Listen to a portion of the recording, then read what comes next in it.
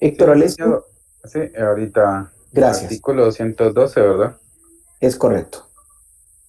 Código, ahorita permítame, licenciado, que estoy en el celular y me cuesta un poquito encontrar los de... O vamos a hacer una cosa, encontrame el 213, que es el siguiente, y alguien que tenga el 212 que me apoye con la lectura Sí, en lo que... ujú, sí, ya lo encontré, licenciado. ¿Ya lo encontraste? Ujú, artículo 212. El actor presentará con su demanda el título que se funda, que puede ser el testamento, el contrato, la ejecutoria en que conste la obligación o los documentos justificativos del parentesco. Se presume la necesidad de pedir elementos mientras no se pruebe lo contrario. ¿Sigo con el otro artículo, licenciado? No, no, vamos Bueno, a... Gracias por tu apoyo. Buenas noches, Bueno, licenciado. Licenciado, hacer una pregunta. Eh, yo aquí, buenas noches. Yo buenas aquí en el noches, Cristian. 200, gracias. José Salvador, en el artículo 212, yo por alguna razón tengo una nota que dice cuantía 1000 quetzales. ¿Sabe algo al respecto? Es que no lo anoté o detallé. Cuantía 1000 quetzales en el de ínfima. En el 212, o sea, yo le puse una nota que dice cuantía 1000 quetzales. Imagino que en el, Ah, en el, en el que acabamos de leer, título para demandar, 212. sí, sí, sí. No sé específicamente el por qué habrás en su momento hecho esa anotación, porque digamos, el título para demandar, pues ya lo vamos a desglosar en su momento y no tiene un monto específico como tal. Ok, bueno, Compañero, gracias. tiene que ser en ínfima cuantía porque el acuerdo 597 de la Corte Suprema de Justicia, en vez de 100 quetzales, lo elevó a 1000. Creo que te debiste de haber. Creo que ahí es, ¿verdad? Creo que Ajá. entonces el artículo que yo les leí en cuanto que decía 100 es el 211. Ah, El bueno, que, el que entonces sí tiene una reforma y en vez de 100 son 1000 quetzales. Ahí es ah, donde procede, en el 211. bueno, Y muchas entonces gracias. agradezco tanto a Cristian la observación, así como a María José por la aclaración. Sí, gracias, María José, muy amable. Gracias, Di. Bueno, entonces veamos, el tema de alimentos es importante porque los títulos en los cuales se va a fundar pueden ser diversos. Normalmente pensamos en aquella madre en donde el padre eh, no quiere responsablemente suplir la obligación que tiene por mandato legal de los alimentos y entonces se ve obligada a demandarlo para que sea un juez quien lo obligue a pagar dicha cantidad. Sin embargo, este artículo es claro y por eso hacemos una pausa específica porque puede fundarse en distintos títulos. Los títulos los calificará el juzgado y, y como lo habíamos visto en los artículos iniciales del juicio oral, si se acopla y llenan los requisitos tanto de forma como de fondo, pues entonces habrá una admisibilidad de la demanda. De no existir, pues entonces fijarán un previo si son de forma y si es de fondo, pues definitivamente la rechazará. Entonces, en un testamento, porque el causante así dispuso que le entregará una suma de dinero al momento de ocasionar, al momento de fallecer, que en una persona recaiga la obligación de prestar alimentos a favor de otra. Entonces, puede quedar instituido en un testamento o bien en un contrato específicamente, eh, o en algún título en donde conste la obligación. Y el más común son en los documentos justificativos de parentesco. Es decir, si yo acompaño al memorial, al primer escrito como demanda, una certificación de matrimonio y a su vez una certificación de nacimiento, entonces estoy comprobando no solo el vínculo conyugal, sino a su vez el vínculo que existe en cuanto al parentesco del padre hacia con el hijo. Por supuesto que aquí estamos dando por cierto que existe un matrimonio y en segundo punto, que el padre de ese hijo lo reconoció. Sin embargo, en la mayoría, en el día a día, los casos que tenemos, primero, no existe un matrimonio, lo cual no es requisito para que se pueda exigir alimentos. Y segundo, el padre se negó a reconocer al hijo. Entonces, normalmente les preguntan a ustedes, mira, fíjate que el papá de mi hijo pues no lo quiere reconocer y entonces, ¿qué puedo hacer? Y tampoco me quiere dar dinero, no me quiere apoyar económicamente. Recordemos que existe un juicio específicamente de filiación que se denomina filiación, que es un juicio oral de filiación, en donde la parte demandante le requiere a un juez cite a la parte demandada, a quien se presume que es el padre del hijo, y a través de una prueba de ADN se obligue a que se practique y que se pueda comprobar esta afiliación. Y hablábamos en la clase anterior que esta sería una excepción que podría plantearse en un juicio oral de fijación de pensión alimenticia como una excepción denominada litispendencia, es decir, un juez no puede pronunciarse sobre si una persona está obligada a prestar alimentos cuando todavía no se ha comprobado si él es el padre de ese menor, o bien no necesariamente puede ser un padre, sino también puede ser una madre en ciertos casos específicamente, aunque por su simple nacimiento se reputa como madre y reconocido su parentesco. Pero recordemos que aquí estamos ante una situación en donde tenemos que obligar a esta persona a que provea de ciertos alimentos, lo cual no se circunscribe a comida como tal, sino los alimentos es todo aquello que un menor de edad necesita para poder subsistir y desarrollarse de forma integral. De tal cuenta que puede existir en diferentes documentos la obligación de prestar alimentos, y este será nuestro título. Algunos títulos tienen mayor fuerza y eficacia y otros títulos tienen menor fuerza y eficacia. Recordemos que como este es un juicio de conocimiento, sí tenemos que probar que me asiste el derecho como parte actora, y tenemos que comprobar que la persona a quien estamos demandando es el padre del menor, y por ende tenemos que comprobar que tiene que proveerle alimentos, y de igual forma tenemos que pedir qué cantidad específica. Ahora bien, quiero que fijemos nuestra atención en el segundo párrafo que dice: se presume la necesidad de pedir alimentos mientras no se pruebe lo contrario. Puede ser papá del menor, pero mientras que la mamá no lo demande y no se lo exija judicialmente, se presume que no tiene necesidad.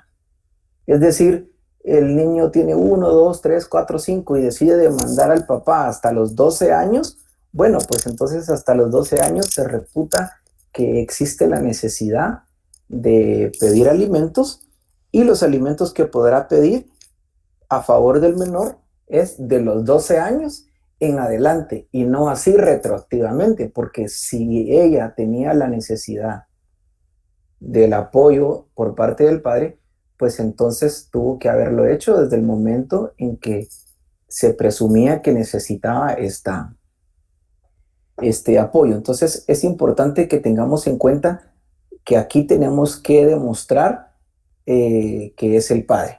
Entonces, en muchas ocasiones ya está reconocido, y una vez reconocido, pues no tenemos que acudir a una filiación, a un juicio de filiación, sino únicamente a un juicio de pensión alimenticia.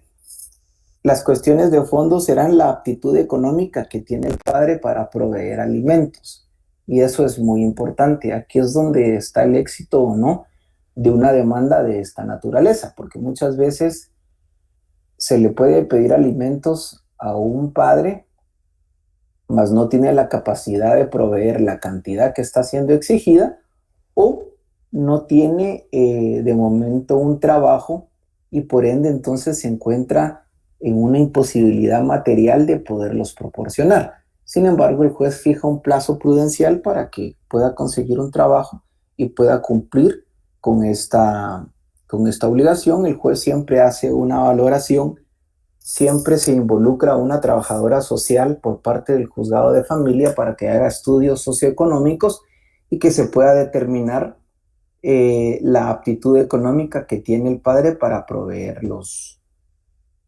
alimentos. Vamos ahora con la lectura del artículo 213. ¿Alguien que me pueda apoyar? Artículo 213. Pensión provisional. Con base en los documentos acompañados a la demanda y mientras se ventila la obligación de dar alimentos, el juez ordenará, según las circunstancias que se den provisionalmente, fijando su monto en dinero, sin perjuicio de la restitución, si la persona de quien se demandan obtiene sentencia absolutoria. Si no se acompañaren documentos justificativos de las posibilidades del demandado, el juez fijará prudencialmente la pensión alimenticia a que se refiere el párrafo anterior. Durante el proceso, puede el juez variar el monto de la pensión o decidir que se dé en especie u otra forma. Muy bien, muchas gracias, Alejandro. Bueno, pues entonces siempre dentro del escrito tenemos que establecer no solo la obligación que recae específicamente en el demandado, sino la cantidad que yo pido como pensión alimenticia, como parte actora, y que durante la sustanciación de este proceso y por el interés superior del menor y para proteger su necesidad o de los menores, en su caso, si fuera más de uno, pues entonces se fije una pensión provisional. Con la salvedad, claro está, que si se declara una sentencia de carácter absolutoria a favor del demandado, pues se le va a tener que restituir todas estas pensiones que provisionalmente él tenga que depositar o entregar según así lo establezca el juez. Porque la sustanciación de este tipo de procesos es bastante extensa. Entonces no podemos, la justicia no puede hacer esperar tanto tiempo para que se fije una cantidad de forma provisional para que la persona que aparentemente está obligada empiece a cumplir con esta obligación en lo que se dirime la controversia y se logra establecer todos los extremos que la parte actora afirma y que en su derecho de defensa la parte demandada tendrá que desvanecer. Entonces, de entrada fijará una cantidad acorde específicamente a la solicitud.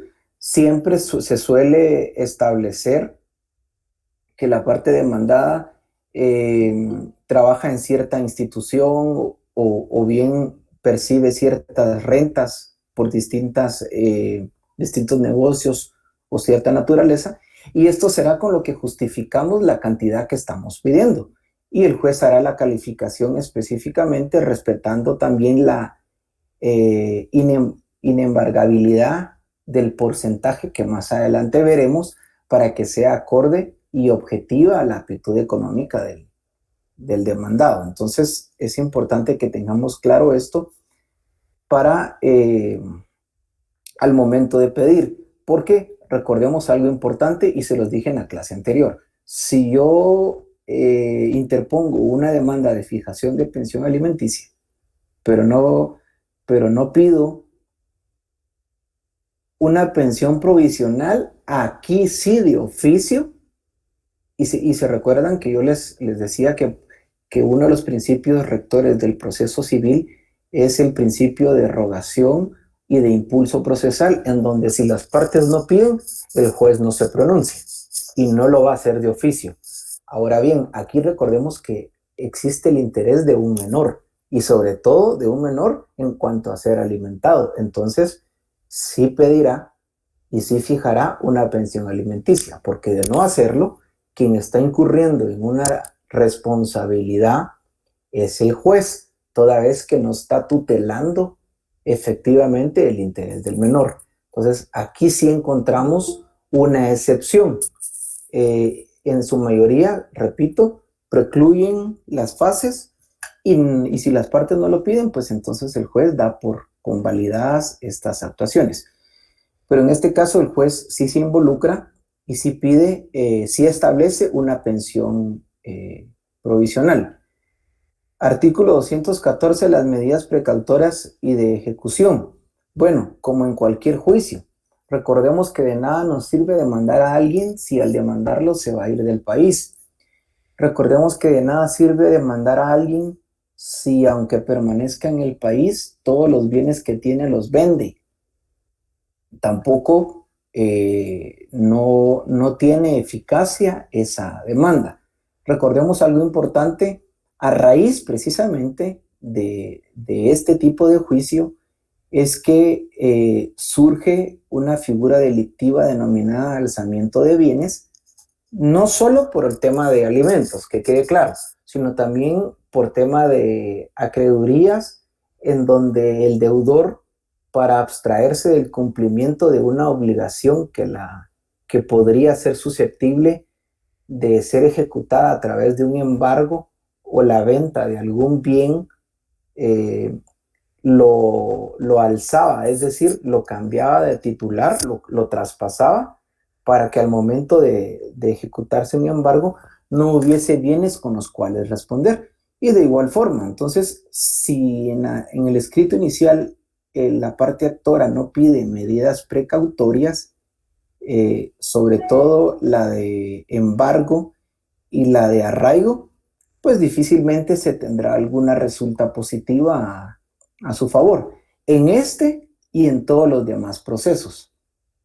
Sin embargo, hay procesos que obviamente si se demanda a un patrono en un juicio laboral, es muy difícil que el patrono cierre una empresa y se vaya del país. ¿Por qué? Porque tiene cierta reputación, cierta aviamiento corporativo y es difícil que se vaya a ir del país. Sin embargo, cuando se trata de alimentos, pues en muchas ocasiones pues el padre se va del país y entonces ya no tenemos alguna forma de poder obligarlo a prestarlo.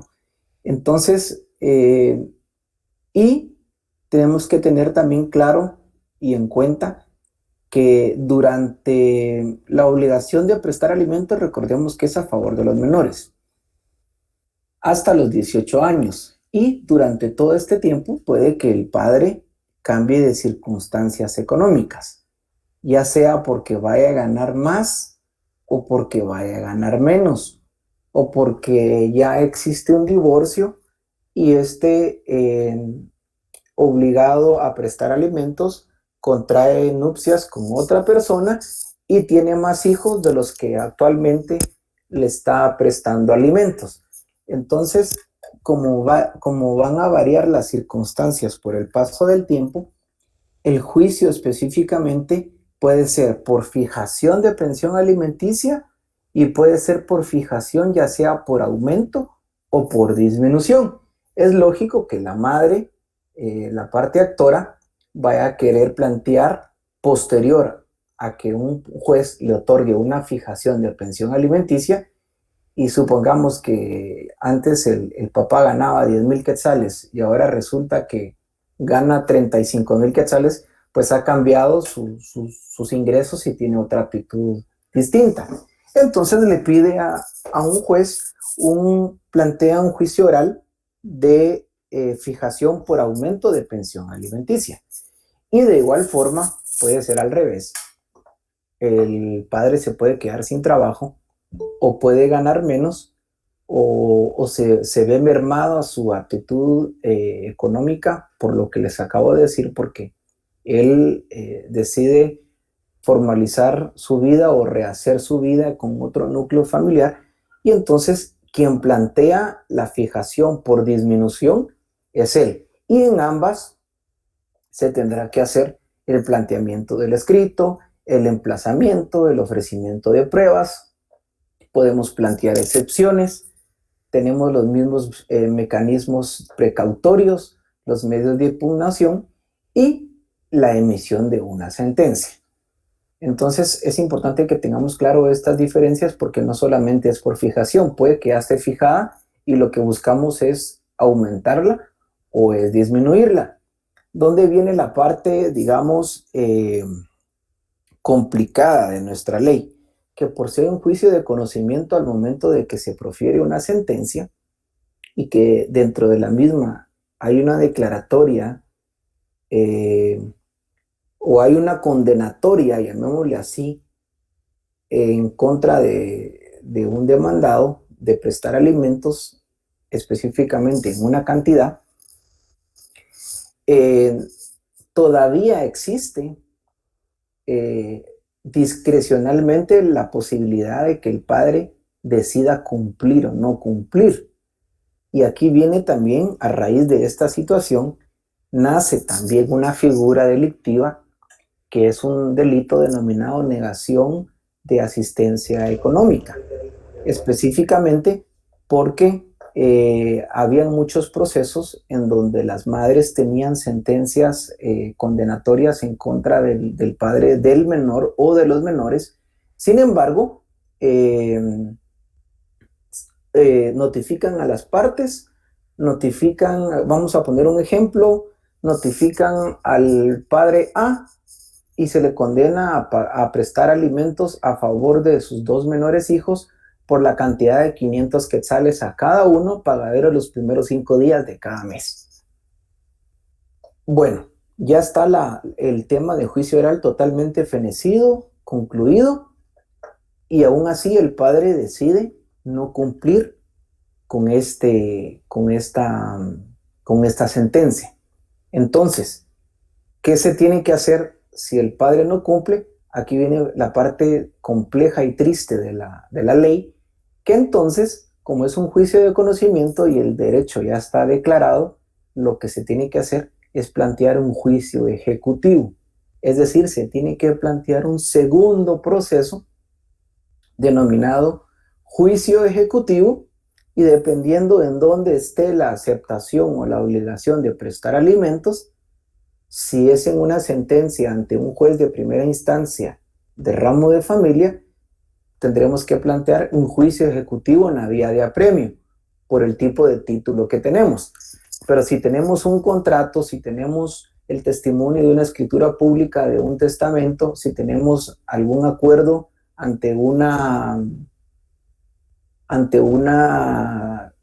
no se me fue ahorita el nombre, un centro de mediación del organismo judicial en donde los padres se ponen de acuerdo, de todas formas tendremos que plantear un juicio ejecutivo común para obligar al demandado a cumplir y específicamente embargar bienes, rematarlos en pública subasta y que con esto se pueda suplir la necesidad de los alimentos producto de una venta. Y que si no cumple bajo apercibimiento, que entonces se certificará lo conducente por el delito de negación de asistencia económica. Entonces veamos cómo el tema es bastante complejo, porque no solo basta con la declaratoria dentro de un juicio oral en tema de alimentos, sino para que se ejecute necesitamos de otro proceso completo y totalmente extenso. Entonces, el tema de alimentos, repito, la prueba reina es los oficios que emite el juez a la institución, ya sea pública o privada, en donde labora la persona obligada a prestarlos, y sobre esa cantidad se basará específicamente para poder fijar la pensión, para que sea acorde, la cual no podrá ser más de un 50% y que se tendrá que distribuir a favor de quienes necesiten ser alimentados específicamente por la parte demandada. Entonces, tenemos necesito que por favor me hagan saber dudas, inquietudes, algún caso puntual que ustedes han visto, algún comentario que quieran hacer respecto del tema de alimentos. Sí, licenciado, buenas noches. Buenas noches. Justo nuevamente el volverle a saludar y recibir sus conocimientos de la forma en que lo está impartiendo. Felicitaciones, siga adelante. Creo que es un aprendizaje muy sano y muy amplio para la vida. Gracias, Helen. Fíjese que una de mis preguntas obedece a que personalmente cuando hay un juicio por la vía conciliatoria, pero no se hizo pago de dicha pensión alimenticia y esto ya es un pago retrasado. Usted decía que existen dos clases de juicio, o sea, juicio común o juicio en la vía de apremio. ¿Sí? Es correcto, sí. Ahora, así es. la pregunta es, ¿cómo se puede después de 2 o 3 años de haber convenido dicha obligación y no haberse cumplido, plantear la denuncia como tal para hacer efectivo el cumplimiento de ese pago retrasado? Bueno, veamos. Gracias, Helen, por tus palabras y por tu pregunta. Es importante porque aquí es donde entonces tiende a cierta confusión. Recordemos que uno de las metas que tiene el organismo judicial es crear métodos alternos de resolución de conflictos y por eso pone a disposición centros de mediación del organismo judicial para que las partes puedan así dar solución con formas ecuánimes a una controversia. Para no ser tan agresivos, a veces papá y mamá o mamá acude a un centro de mediación, cita al padre y el padre dice, sí, estoy de acuerdo, me comprometo específicamente a pagar la cantidad X en concepto de pensión alimenticia. Y ahí se emite un acta. Esa acta específicamente la emite un centro de mediación del organismo judicial. Esta, si no se cumple específicamente, ya adquiere carácter de título ejecutivo. Y entonces yo ya no me voy a un juicio de fijación de pensión alimenticia porque yo ya tengo un documento en donde el padre, por escrito, reconoció que es responsable y por ende entonces lo que yo voy a hacer es ejecutar esa cantidad líquida y exigible que él ha incumplido. Si son 3 años, pues entonces tendré que hacer una sumatoria de cuántas mensualidades me debe, es decir, 12 por 3, que es 36, por la cantidad que se pactó en el acta y demandarlo en un juicio ejecutivo para que pague específicamente esa cantidad. Pero estamos ante un acta administrativa proferida por un centro de mediación. Tenemos también otra figura donde acuden ante un notario y se facciona un acta notarial de un acuerdo. Específicamente recordamos que las actas notariales o las escrituras públicas pueden denominarse de distinta forma siempre y cuando la ley no lo prohíba. Y la escritura pública o el acta notarial puede denominarse acuerdo conciliatorio de pensión alimenticia. Aquí quien interviene específicamente es un notario. Y de igual forma, una de las cláusulas o de los puntos de acta es reconocer el parentesco y posteriormente la aceptación de la obligación por parte del padre de contraer este compromiso de pagar una cantidad mensualmente a favor de la madre. Aquí estamos ante la misma situación en donde se incumple, tenemos título ejecutivo. De hecho, al final del acta y al final de la escritura pública, hacemos una cláusula que establece que yo, por ejemplo, de nombre tal, reconozco que el presente documento adquiere carácter de título ejecutivo y desde ya tengo por buenas, exactas y líquidas las cuentas que la señora tal me pueda plantear, que renuncio al fuero de mi domicilio y que el presente documento podrá ejecutarse si así lo decidiera en caso de incumplimiento. Entonces, este es un segundo ejemplo de que ya no acudimos a un juez de primera instancia en materia de familia, sino nos vamos directamente a un juicio ejecutivo común.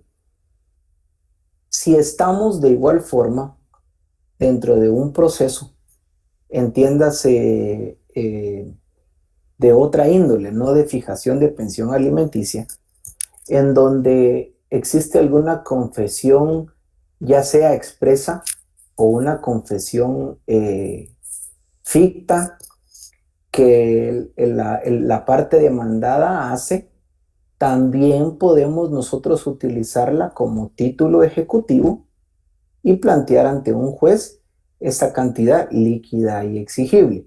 Ahora, si no tenemos estos títulos específicamente, no tenemos ningún reconocimiento por parte del demandado de la obligación de prestar alimentos, entonces aquí sí tenemos que empezar desde cero y tenemos que acudir ante un juez de primera instancia de naturaleza de familia. Normalmente la ley establece que puede ser del domicilio de donde vive el demandado o de donde vive la parte actora. Aquí empezamos desde cero y aquí tenemos que demostrar desde el parentesco y la aptitud económica que tiene el demandado para prestar alimentos. Entonces, ¿qué hacemos si incumple y ya lleva varias cuotas atrasadas específicamente? Bueno, si es una sentencia y la sentencia es la que está incumpliendo, nos vamos al juicio ejecutivo en la vía de apremio. Si son los otros documentos que les acabo de mencionar, pues entonces se tiene que plantear un juicio ejecutivo común, no en la vía de apremio. Ya en su momento los veremos. Entonces, y si inclusive cuando se plantea un juicio de esta naturaleza, se establece de una vez que de incumplir con la prestación de alimentos, que se certifique lo conducente al Ministerio Público por el delito de negación de asistencia económica. Es decir, no hay necesidad que la mamá se presente ante el Ministerio Público, sino el propio juzgado certifica y tiene la obligación de certificar lo conducente en virtud de que se está comprobando la reincidencia en cuanto a la negativa del demandado de prestar alimentos. Entonces, el qué hacer dependerá de cuál es el título que contenga la obligación por parte del demandado, y dependiendo de qué documentos el que tengamos, así será la vía que tendremos que utilizar para poderla hacer valer. Si no la tenemos siquiera, estamos ante un juicio oral de fijación nuevo de pensión alimenticia. Licenciado, ¿esto tiene algún plazo de vencimiento para hacer el cobro de pensiones retrasadas? No ¿Ha tiene, empezado el pago? no tiene un plazo específicamente. Por supuesto que, repito, una vez declarada la obligación, en el documento se establece, por ejemplo, si fuese conciliatorio, que bajo el incumplimiento de 2 o 3 pensiones, se tendrá que plantear específicamente un juicio ejecutivo. O sea, sin embargo, pues hay quienes pueden esperar 6 mensualidades, 8 mensualidades, 10 mensualidades, pero no hay un plazo específicamente, porque recordemos que estamos ante el derecho de un menor y que específicamente ya se planteó la necesidad de alimentos. Distinto es que se hayan dejado pasar 5 años sin que se hayan requerido los alimentos. Entonces hay que diferenciar la necesidad de presunción de alimentos y la diferencia de las cuotas atrasadas en concepto de pensiones alimenticias. Muy amable, licenciado. Gracias. Adelante, está levantando la mano Cristian Santizo. Adelante. Gracias, licenciado. Buenas noches otra vez. Solo una pregunta. Por ejemplo, hay casos que, por ejemplo, o que generalmente la demanda de alimentos o pensión de alimentos creo que viene pues directamente, por ejemplo, de la mujer, por decirlo así, ¿verdad?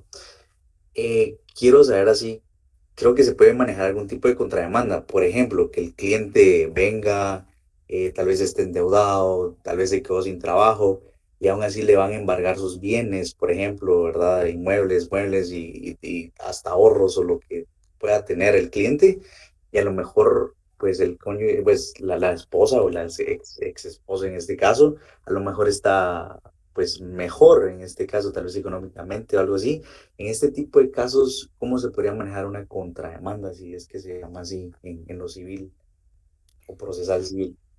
Sí, muy bien. Es una pregunta muy interesante y de hecho muy común, porque digamos, yo particularmente sí veo tema de alimentos, los evito a toda costa porque es una carga emocional muy fuerte. Los menores son quienes más sufren, pero sí es un tema muy recurrente y lo acabas de mencionar. Muchas veces la madre tiene suficientes medios de subsistencia para poder sufragar los alimentos del menor. Sin embargo, el pensamiento ya a nivel pareja o expareja es, no, yo no lo voy a dejar que se salga con la suya y él tiene que pagar y tiene que cumplir. No es una contrademanda como tal. Recordemos que al momento de plantear la parte actora, la madre, una demanda, de una vez requiere la fijación de una pensión provisional. Y el artículo es claro, bajo perjuicio de que si se obtiene a favor del demandado una sentencia absolutoria, le sea restituido esta cantidad. Ahora bien, aquí viene también la otra parte triste de la ley.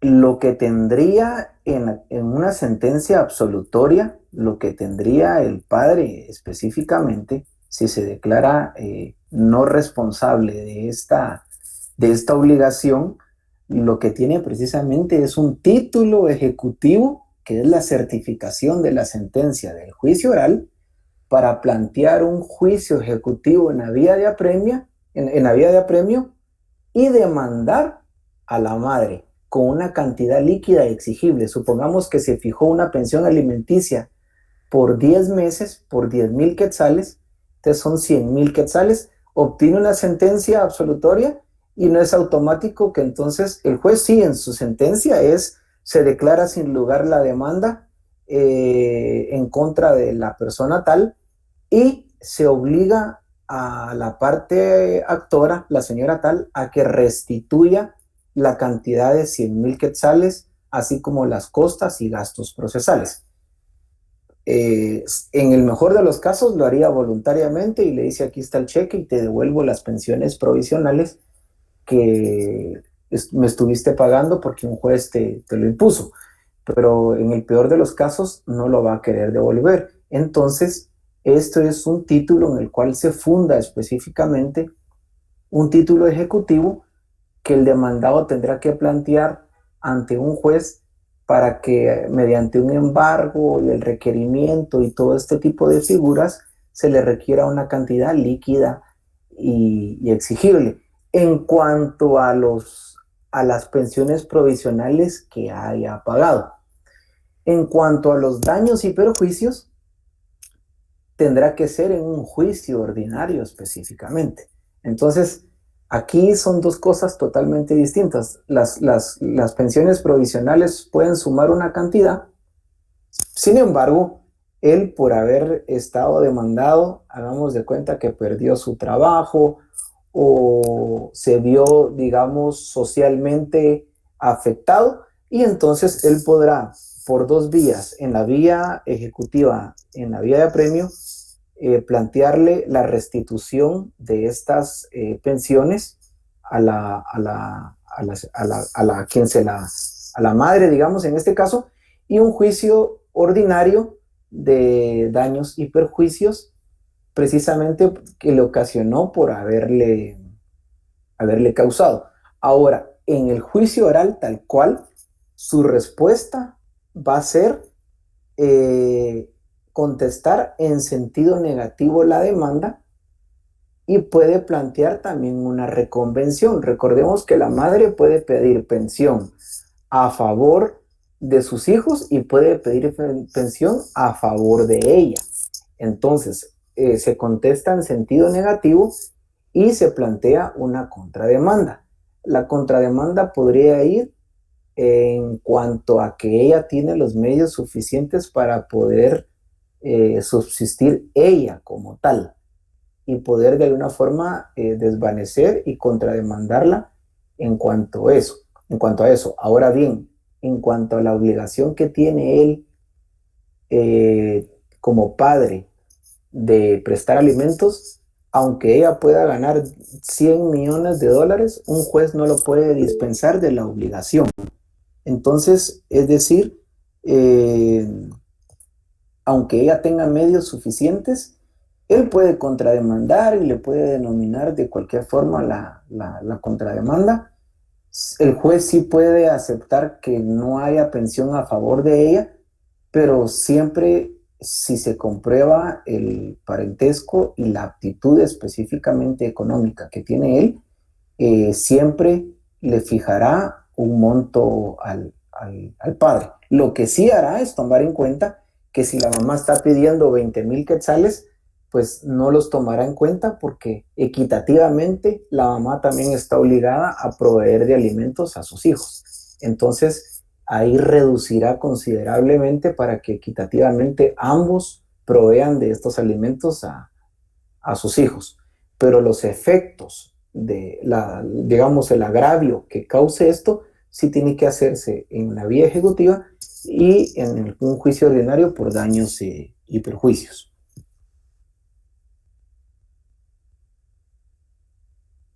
Muchas gracias, licenciado, muy amable. Excelente clase. Con mucho gusto, Cristian. ¿Alguien más tiene alguna duda, algún comentario que quiera hacer al respecto? Licenciado, buenas noches. En un caso, o en los casos muy comunes acá en Guatemala, es que el demandado prefiere, se le demanda, pero él deja de laborar y cambia de residencia muy seguido. Entonces, esto con el fin de evitar la notificación. Como no hay plazo, entonces la demanda persiste y tiene vigencia hasta que sea notificada. Bueno, veamos. Si se trata de la primera notificación y él anda cambiando digamos, de lugares de trabajo con tal de que no le notifiquen, pues la estrategia, la ley específicamente suple esta situación en donde la parte actora, a raíz de que ya se percató de que la parte demandada, con tal de abstraerse de su obligación, va cambiando de lugar de vivienda inclusive o de trabajo, entonces plantea la figura de un notario notificador, a manera que le discierne el cargo, propone a un notario, el notario se constituye donde el demandado se encuentre y por la fe pública que tiene que faccionar un acta notarial. Recordemos que desde que le discierne el cargo, específicamente al momento de que el juez le discierne el cargo, ya no solo tiene responsabilidad civil por la fe notarial que él está haciendo constar por un hecho que le conste, sino que también está bajo solemne protesta por delito de perjurio, entonces, o de falsedad inclusive. Entonces, normalmente cuando nosotros los abogados, y no solo en caso de alimentos, sino en otro tipo de casos, vemos que esta es una estrategia de andar cambiando de lugares, entonces se discierne al notario notificador, se constituye en el lugar y aún así se encuentra en el Transmetro, se le sienta a la par, le pregunta a usted, don Alejandro, ¿qué? ¿Sí? ¿Qué se le ofrece? Ok, pues entonces le entrego esta notificación. Él la puede romper, la puede deshacer, puede dejarla ahí tirada, pero el notario ya dará fe y establecerá en dónde se constituyó, en qué dirección específicamente, si se hizo acompañar de testigos específicos, y que entonces, por lo tanto, la notificación se tiene por efectuada. Y una vez efectuada la primera notificación, recordemos que se traba la litis.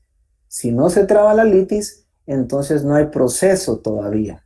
Y una notificación mal hecha es susceptible de un recurso de nulidad y por lo tanto no es vinculante, y desde ahí se encuentra un vicio que si se prosigue, entonces todo lo demás actuado es nulo. Entonces, para ese tipo de circunstancias existe la figura de notario notificador, y con esto se suple esta situación en donde va, digamos, de un lugar a otro.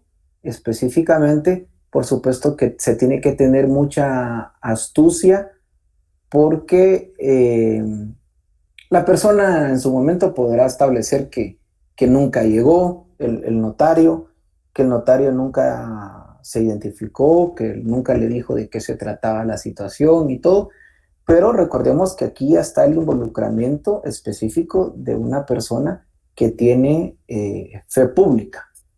Y la fe pública, si bien es cierto, no es una verdad absoluta, sí ya tiene una certeza mucho más fuerte que una simple notificación de la fe administrativa que ostenta un notificador de un juzgado. Entonces, esta es la figura que se utiliza para poder suplir esta falencia procesal. Gracias, Lico, hoy sí me quedó claro. Le damos la palabra entonces a Jorge Oliva, adelante. Licenciado, buenas noches, qué bueno que ya está por aquí. Tengo la inquietud de que parece que ya vienen los exámenes parciales. Entonces, mi preocupación es que como fue tan irregular este periodo, ¿cuáles son los temas que van a entrar? Y la política suya, ¿cuál es? Si durante los exámenes da clases o no da clases. Esa es mi pregunta. Muchas gracias. Con mucho gusto, Jorge. Bueno, vamos a el examen. Justo hoy subieron las hojas con las fechas ya específicas, y el examen de este curso es el día 19. Entonces, vamos a ver el calendario. Lo tenemos el día 19, que es el otro jueves. Entonces nos queda la clase del viernes 13 y después nos quedaría la clase del 18. Pero ¿cuándo tienen ustedes su primer parcial? Papá, ¿no te acuerdas de la ciudad, verdad? Yo lo tengo el 18. 18, sí. El 18, tienen el... Martes. Así es. Vamos a ver, permítanme, les voy a confirmar. Aquí tengo el calendario. Aquí me aparece que el examen de este curso es el 19 a las 20 horas. Entonces, ustedes tienen que tener el primer examen el martes 17. Porque siempre es un día sí, un día no. Veamos, la instrucción de la coordinación es que nosotros no impartamos clases los días que ustedes empiezan ya exámenes parciales. Normalmente, sobre todo porque los días de mi curso son miércoles y viernes. Y el examen lo tenemos jueves, es decir, el catedrático que les tendría que dar clases el jueves tiene que cederles el tiempo y cederme el tiempo para que ustedes se puedan examinar, y yo a su vez tengo que ceder mis tiempos para que ustedes se puedan examinar las 2 semanas que tenemos exámenes parciales. Entonces, lo que vamos a hacer es agotar el tema del juicio oral específicamente, y únicamente ese será el contenido, y se los dije inicialmente en la primera clase cuando platicamos. No los voy a examinar de algo que no hayamos visto, no es didáctico. El examen será puramente de lo poco que hayamos visto y con lo que cerremos el viernes con la clase que tengamos. Entonces, que el juicio oral, de hecho, es bastante breve y se los dije, son cuestiones generales. Podrán utilizar su código porque es a código abierto y normalmente son algunas preguntas de desarrollo, criterio o resolución de casos de juicio oral propiamente, no más que eso. Entonces no habrá, digamos, no habrá contenido de lo que no hayamos discutido o no hayamos visto. Muchas gracias. Gracias, licenciado. Gracias. Y la forma del examen va a ser por este medio. ¿Cuál va a ser el medio o cuál va a ser el link para ingresar al examen? El examen lo subo en la plataforma de Classroom, que es la plataforma que hemos venido manejando. Se programa específicamente a la hora establecida y se fija a las 20 horas, que es la hora que nos establece la coordinación, y normalmente doy un tiempo prudencial cuando es análisis o resolución de casos, un tiempo prudencial para que ustedes puedan resolverlo. No es por Google Meet como esta plataforma que estamos utilizando, sino es Classroom. Y es una hoja específicamente en donde ustedes podrán resolverla e irla llenando. Es bastante práctico y es en base a lo que hemos visto.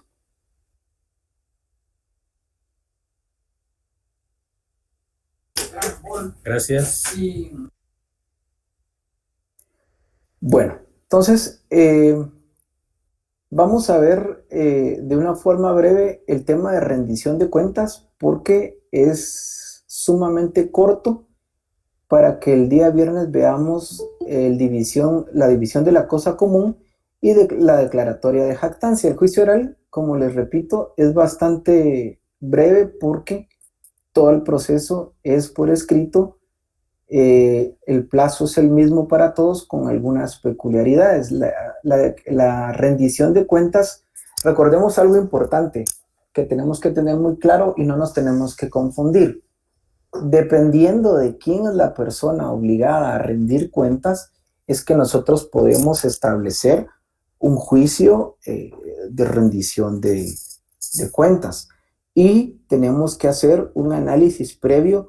Si su negativa incurre en algún hecho delictivo, pues entonces el mecanismo idóneo no es un juicio oral de rendición de cuentas, sino bien es la presentación de una denuncia ante el ente investigador por el delito y tenemos que hacer un análisis en qué tipo de delito encuadra. Si son ministros, si es el organismo ejecutivo, recordemos que el organismo legislativo puede citar a ciertos funcionarios y empleados públicos para que lleguen a rendir cuentas y establezcan informes específicamente. Los jueces también pueden requerir informes circunstanciados a ciertas instituciones. Y así es como vamos delimitando. Es decir, yo no puedo establecer un juicio oral de rendición de cuentas a un ministro como tal. ¿Por qué? Porque existen las vías específicas. Recordemos que está la ley de servicio civil, está el código de trabajo y cada uno tiene un espectro distinto de responsabilidad y aparte es el tema civil. El tema civil propiamente de un juicio de rendición de cuentas, recordemos que estamos ante un código procesal civil y mercantil. Normalmente un juicio de rendición de cuentas se da mucho en temas societarios, cuando algún vocal o el contador específicamente de la sociedad no rinde las cuentas y es parte específicamente por su cargo, a raíz de su cargo. Entonces es importante que nosotros tengamos que delimitar porque normalmente rendición de cuentas pensamos digamos, en todo el espectro social, legal que esto pueda tener alcance. Y no es así. El propio organismo judicial tiene un régimen disciplinario. El Ministerio Público, como ente investigador, tiene una supervisión también disciplinaria. Y es a la fiscal general a quien tendrán que rendirle cuentas. Los magistrados gozan de derecho de antejuicio, se tiene que plantear, hay una ley específicamente en la materia para que puedan rendir cuentas específicamente por algo que hicieron por ocasión de su cargo. Y así sucesivamente cada institución tiene un proceso establecido. Pero pensemos en rendición de cuentas cuando hacemos contratos entre personas en autonomía de la voluntad, en materia civil o en materia mercantil, y alguno de los socios que tiene algún cargo específico, el contador o auditor, algún vocal o el presidente o el gerente general específicamente, tiene que rendir un informe mensual de cómo está la sociedad y se niega o lo rindió, pero lo hizo de forma inexacta, ambigua, defectuosa, o omitió específicamente de algunos documentos, pues entonces tenemos que presentar una demanda en su contra para que sea un juez quien le obligue específicamente a rendir las cuentas específicas que están siendo faltantes o que están siendo defectuosas, ¿sí? Y entonces él también tiene todos los mecanismos, tanto la parte actora tiene todos los mecanismos precautorios para asegurar las resultas, y de igual forma él, como parte demandada, tiene todos los mecanismos de defensa para poder impugnar y poder defenderse de las cuentas que le están siendo requeridas específicamente. Y habrá una sentencia en donde no esté obligado a rendir cuentas, supongamos porque es información confidencial, porque es información sensible, o bien a que rinda cuentas y que se establezcan, si es que existen, daños y perjuicios. Y aquí recojo nuevamente la pregunta que hacía Cristian: si hay algún daño o un perjuicio que haya causado esta persona de alta gerencia y se desprende de esto algún daño o algún perjuicio como tal, pues esto tiene que ser susceptible de un juicio ordinario. Por eso, ¿cuál es la sugerencia que nosotros los abogados hacemos a nuestros clientes? Es que al momento de contratar ejecutivos de alta gerencia, como gerencias a nivel general o un gerente general, que todo sea específicamente por la vía de arbitraje, porque la jurisdicción común, los tribunales comunes, no solo son demasiado extensos, sino que recordemos que los terceros se enteran que dentro de una compañía o firma hay un conflicto entre el consejo de administración o los socios y las altas gerencias. Y esto, por supuesto, reputacionalmente no es conveniente. Por eso, dentro de un contrato de trabajo, se establecen todas las obligaciones que tiene un trabajador o un gerente o un supervisor o un coordinador. E inclusive a un trabajador también se le puede plantear una demanda de rendición de cuentas si en este caso fuera su negativa. Pero antes de hacer el planteamiento de una demanda tenemos que hacer un análisis de qué vía es la que procede, porque si un trabajador no cumple con rendirme cuentas, pues entonces incurre en una falta, en una causal justa de despido, y por lo tanto pues no se le da mayor vuelta al asunto.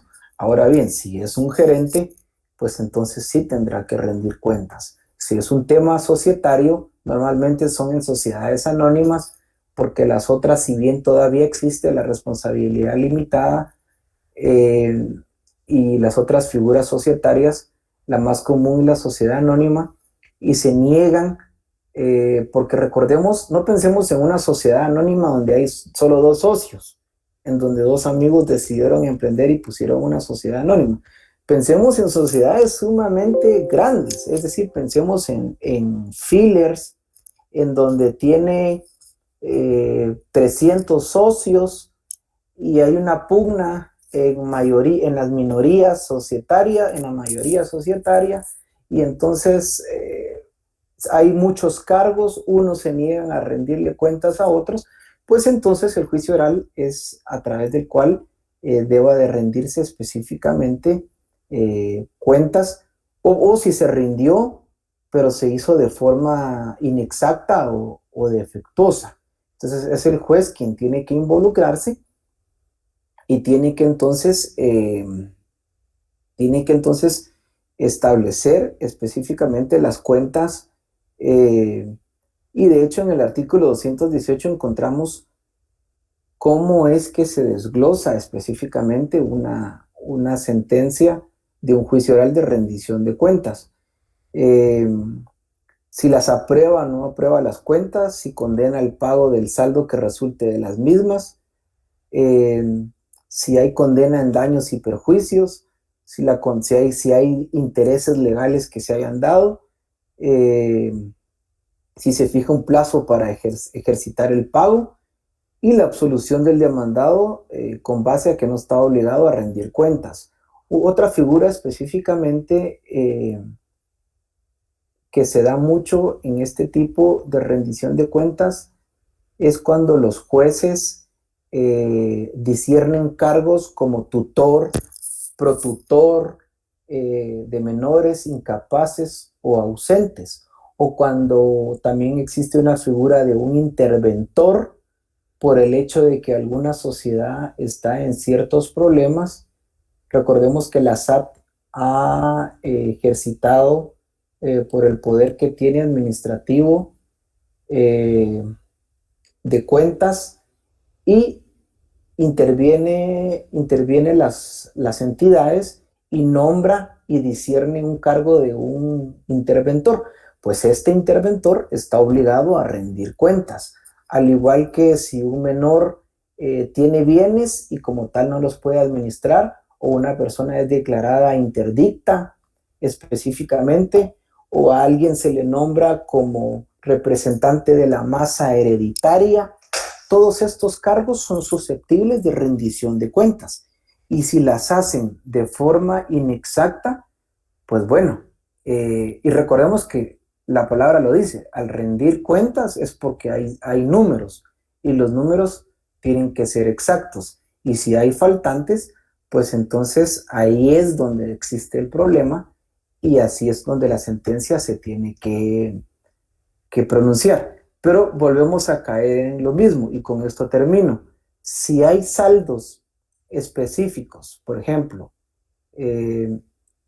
fallecen los padres y entonces los bienes quedan en favor de un menor, el juez otorga el abrigo provisional a un tío, paterno o materno, y lo nombra como representante del menor y como tutor de todos sus bienes, y por lo tanto tiene que rendir cuentas.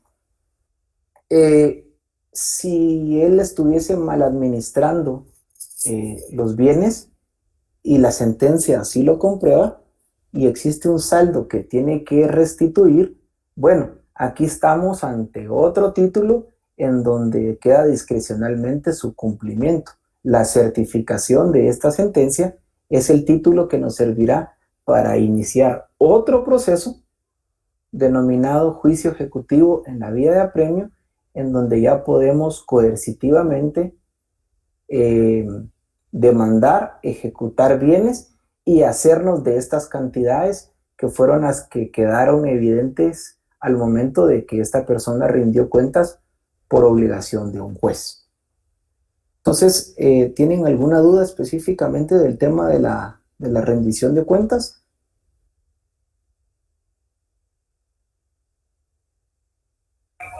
No. Quizá lo único, licenciado, sería el soporte, algún soporte de código, alguna cuestión ahí, que no se mencionó nada de eso.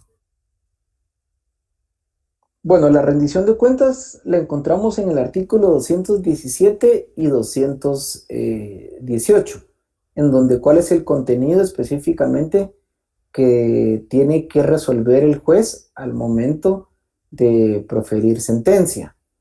Estos son los únicos dos artículos, que le dedica el Código Procesal Civil al juicio de rendición de cuentas. Ahora, lo que sí les quiero yo ampliar el panorama es que sepamos delimitar quién es el obligado a rendir cuentas y no pensemos específicamente en funcionarios y empleados públicos, porque a ellos les aplica, repito, la ley de servicio civil, o bien un juicio de interpelación, les aplica les aplica el derecho de antejuicio y otros mecanismos que inclusive por ocasión de su cargo que tengan que cumplirlo. Aquí estamos hablando específicamente cuando son cargos que un juez de instancia civil, inclusive el propio ejemplo que di de un notario notificador, ese es otro cargo, y que si lo incumplió o no lo realizó de la manera correcta, pues entonces tiene que rendir cuentas. Y si se niega específicamente un notario notificador en otro juicio, se puede plantear una demanda en su contra para que rinda cuentas. ¿Por qué? Porque la está haciendo de forma inexacta o de forma insuficiente. Y eso lo encontramos regulado en el artículo 217 y 218. Le damos la palabra a quien estaba levantando la mano.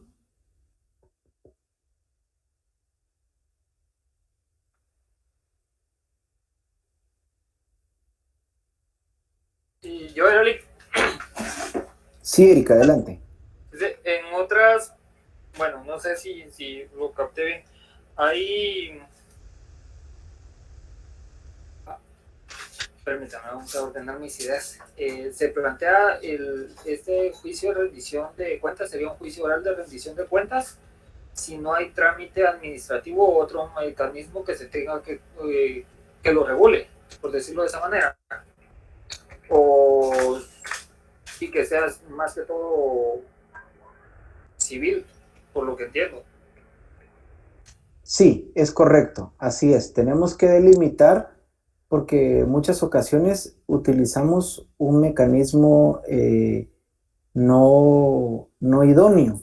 Entonces, tenemos que establecer si es un tema administrativo, si es un tema penal, si es un tema laboral o si es un tema ya civil propiamente. Y el juicio de rendición de cuentas es únicamente para temas civiles en donde sobre una persona recae un cargo, y les puse algunos ejemplos específicos, y en donde tengan que dar cuentas y sus cuentas son inexactas, insuficientes o inclusive a veces ni siquiera las prestan. Entonces es por ello que la ley establece la vía oportuna para obligar a esta persona a que rinda cuentas.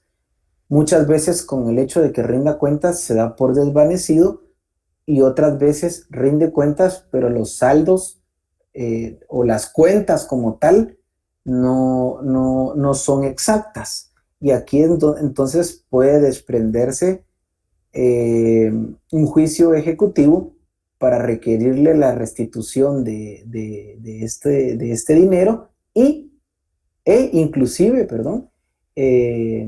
denuncias de naturaleza penal por retención indebida, por otras figuras. Supongamos que tenía a su cargo algún bien inmueble de un menor y es su tutor o protutor, y él vendió el bien sin tener la autorización específicamente para venderlo, porque lo que él está haciendo es administrarlo.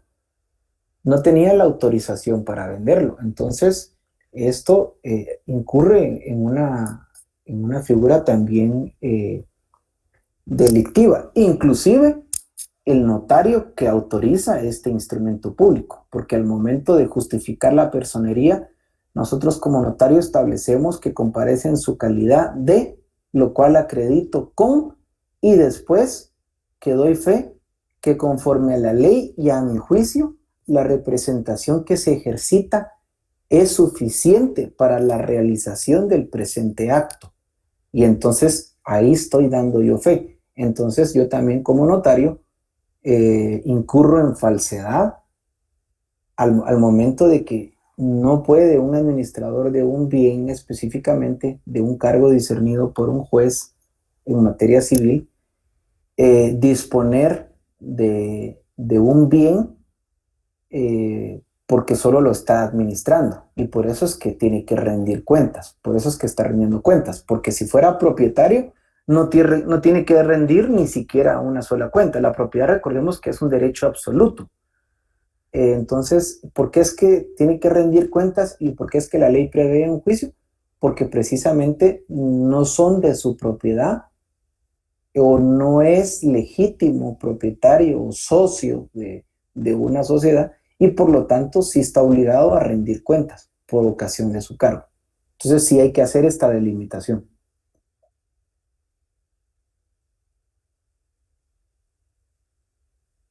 Así como los depositarios e interventores, también podría plantearse ese juicio oral de rendición de cuentas, ¿verdad? Es correcto, como los depositarios y como los... ¿Cuál es la otra figura que dijiste, María José? Interventores. Sí, como los interventores, que era el ejemplo que les daba, que, por ejemplo, no sé si ustedes conocen este centro como tienda o digamos, de retail, digamos, como un supermercado que se llama La Barata, que por un tema de defraudación tributaria pide el superintendente a través de sus mandatarios la intervención. Entonces nombra a un interventor, y el interventor entonces ya tiene injerencia en las decisiones financieras de una sociedad y como tal tiene que rendir cuentas. Pero recordemos que el interventor es una persona privada que le fue discernido un cargo por medio de un juez competente, o bien quien fue nombrado depositario de un bien, que así como se le fue entregado el bien y que lo recibió en carácter de depósito, el mismo debe de devolverlo en las mismas condiciones. Y si el bien rinde frutos o réditos, como por ejemplo arrendamientos o rentas, tiene que dar precisamente cuenta de todas estas rentas que provienen de la misma. Entonces es a este tipo de cargos a los que se refiere el código de que deben de rendir cuentas, no a empleados ni funcionarios. Para esto existen otros mecanismos específicos que ya están en la ley del Ejecutivo, ley de Servicio Civil y todas las leyes de la administración pública.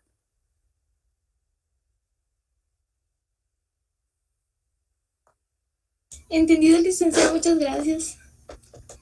Estamos ahí entonces, si no hay ninguna duda, nos quedamos entonces acá y retomamos entonces el día viernes de esta semana.